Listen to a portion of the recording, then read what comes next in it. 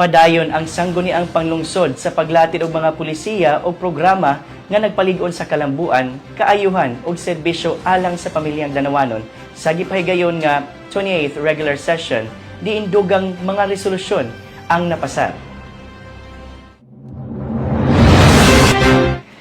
Lakip sa mga giaprubahan ang 100,000 pesos nga financial assistance alang sa Barangay Santikan.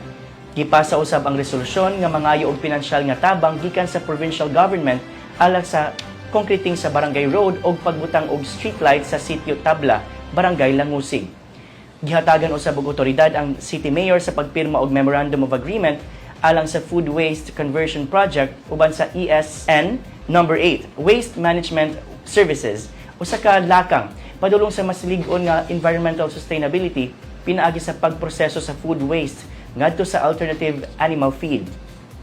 Lakip pa sa mga aksyon ang joint survey sa multi-access posts sa syudad, ang pakigtambayayong sa Department of Human Settlements and Urban Development alang sa Green program, ug ang pagpadayon sa operasyon sa negosyo center pinaagi sa partnership sa DTI Cebu Provincial Office.